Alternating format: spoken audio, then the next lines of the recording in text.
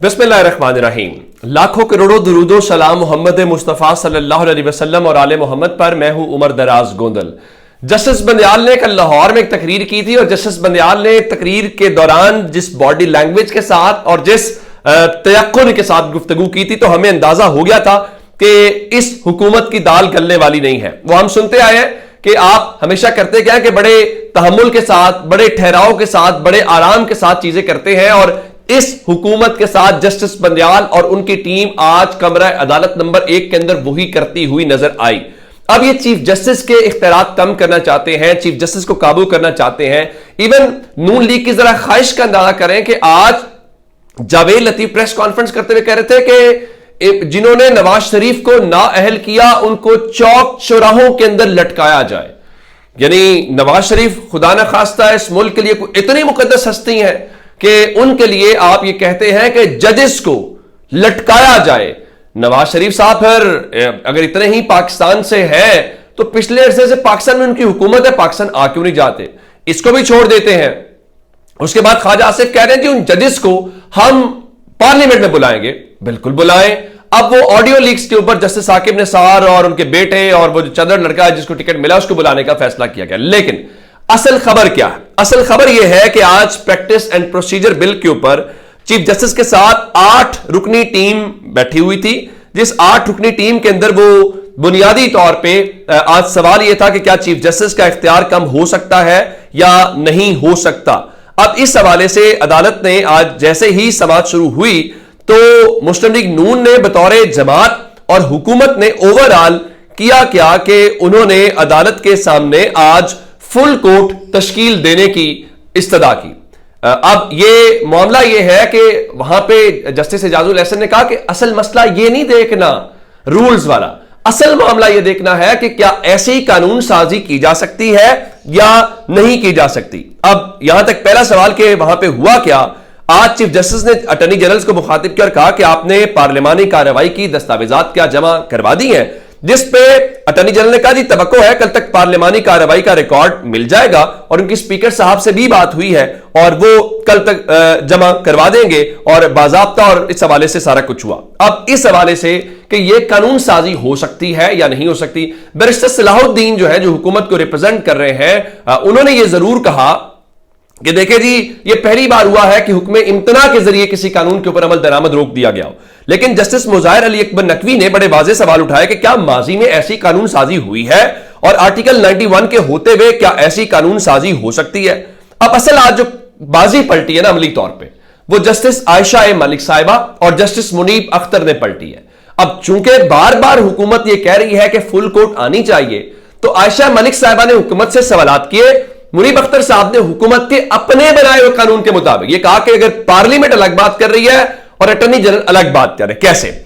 आयशा मलिक साहब ने पूछा कि क्या इस तरह के केसेस पहले भी आए हैं, ये पहला मामला तो नहीं है किसी कानून साजी का, तो क्या सब मामला जो है वो क्या उसको कहते हैं कि वो फुल कोर्ट नहीं सुने हैं? तो अटॉर्नी जनरल ने कहा नहीं, वो फुल कोर्ट ने नहीं सुने। और इस सारी सूरत हाल को जब आगे चीजें हुई तो जस्टिस आयशा मलिक ने कहा कि इस हवाले से क्या हुकूमत फुल कोर्ट का फायदा उठाना चाहती है?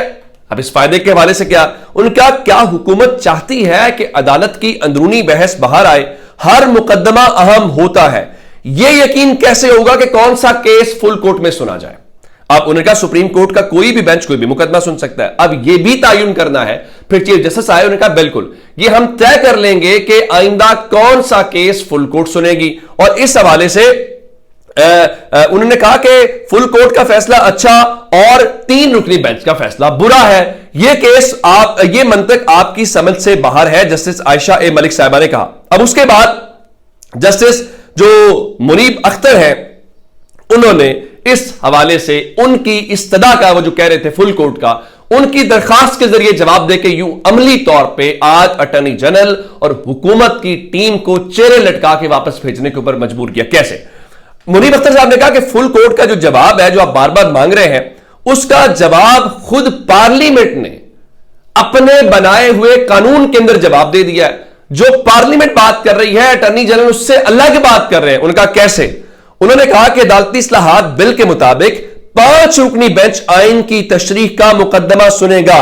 या तो आप कहें कि पार्लियामेंट गलत कानून बनाया है, पार्लियामेंट कहती है कि 5 रुकनी बेंच हो तो काम चल जाएगा, अटॉर्नी जनरल कहते हैं कि फुल कोर्ट होनी चाहिए। अब इस हवाले से जिस पे जस्टिस मुनीब अख्तर साहब ने कहा कि लगता है अटॉर्नी जनरल साहब आपकी गिनती कमजोर पड़ गई है, पार्लियामेंट 5 जजेस की बात कर रही है, इस बेंच के अंदर 8 जजेस बैठे हुए हैं उस केस को सुनने के लिए, तो जो पार्लियामेंट कह रही है वो तो ऑलरेडी जजेस बैठे हुए हैं, तो आप पार्लियामेंट कह रही है 5, आप कहते हैं फुल कोर्ट, इस हवाले से कैसा हो सकता है। अब ये सारी बातें जब हो गई तो फिर ये हुकूमत का चूंकि है जी वो जस्टिस मुजाहिर अली अकबर नकवी के ऊपर इल्जाम है, तो जस्टिस आज चीफ जस्टिस साहब ने कहा कि जजेस पर इल्जाम लगे तो वो ट्रायल जज का नहीं होता, ट्रायल सुप्रीम कोर्ट का होता है। अच्छा, फिर एक और बात जो हुई कि जब चीफ जस्टिस ने कहा कि मुस्तकबिल के लिए तयन करना है कि बेंच किन हालात में फुल कोर्ट तश्कील देने का कह सकता है अदालत को, इस सिलसिले में हवाले जस्टिस शाहिद वहीद ने एक और बड़ा नुक्ता उठाया कि क्या बेंच चीफ जस्टिस को फुल कोर्ट बनाने का हुक्म दे सकता है, यानी जो बेंच जजेस बैठे हुए का हुक्म दे सकते हैं, अटॉर्नी जनरल का नहीं, हुक्म नहीं दे सकते, गुजारिश कर सकते हैं। तो उन्होंने कहा कि आपने दरखास्त में इस्तदा कर रखी है कि चीफ जस्टिस को हुक्म दिया जाए, जिस पे आयशा मलिक साहब ने कहा कि देखें इसका मतलब है कि आपकी इंटेंशन अदालत को मालूम हो गई है। उसके बाद एक और बड़ा अहम नुक्ता जो हुकूमत के लिए आज उन्होंने कहा, अगर आज सुप्रीम कोर्ट ने कोई ऐसा फैसला दे दिया कि फुल कोर्ट का, तो आइंदा हाई कोर्ट्स के ऊपर वो फैसला चूंकि बाइंडिंग होता है तो हाई कोर्ट फुल कोर्ट्स बनाने की पाबंद होंगी, और अगर सूबाई असेंबली भी इस नौयत का कानून बना दे तो क्या पूरी हाई कोर्ट मुकदमा सुनेगी? एक्ट के मुताबिक 5 रुकनी बेंच का होना लाजमी है, और फुल कोर्ट की मिसाल पर अमल करें तो क्या आइंदा आईनी मामलात लाहौर हाई कोर्ट के तमाम 60 और सिंध हाई कोर्ट के तमाम जो 40 जजेस हैं वो सुनेंगे? अब ये सारी कार्रवाई के दौरान इस हवाले से जो सूरत हाल है वो जस्टिस मुनीब अख्तर का भी सवाल था कि अगर पार्लियामेंट 5 जजेस के ऊपर मुश्तमिल है, मुतमईन है, तो अटॉर्नी जनरल को इस सिलसिले में क्या मसला है। लेकिन अब अगली खबर सुन लीजिए।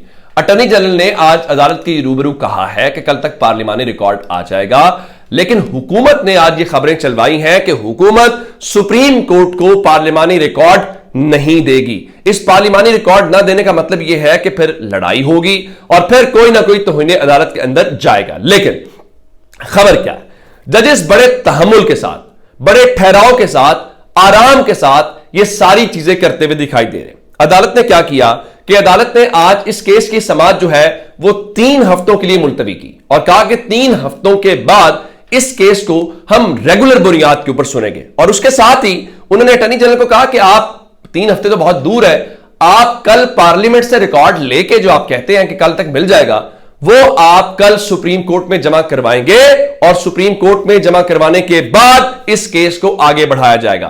तो आज हुकूमत जो लंबी चौड़ी टीम लेके गई थी, वहां पे जस्टिस मुनीब अख्तर और जस्टिस आयशा ए मलिक साहिबा ने रही सही कसर पूरी की, और जस्टिस मुजाहिर अली अकबर नकवी और जस्टिस शाहिद वहीद साहब जो है उनके सवालों के बाद तो खेल सारे का सारा खत्म हो गया है। अब मेरे ख्याल से हुकूमत सिर्फ और सिर्फ पॉलिटिकल और पॉइंट स्कोरिंग कर सकती है, टॉक शोज के अंदर, प्रेस कॉन्फ्रेंसेस के अंदर। अमली तौर पे हुकूमत का फुल कोर्ट का केस और इख्तियारात का केस खत्म हो गया है, और 3 हफ्तों का मतलब यह है कि मई का पहला हफ्ता गुजर गया है, अब ये जून के अंदर केस होगा, जून, जुलाई और अगस्त 3 महीने चीफ जस्टिस के बाद। उसके बाद इख्तियारात कम करेंगे, जस्टिस काजी फायज ईसा साहब भुगते और ये हुकूमत भुगते, और देखा जाएगा। और हो सकता है जस्टिस बंगाल जा चुके हैं। अपना बहुत सा ख्याल रखिएगा। खुदा हाफिज।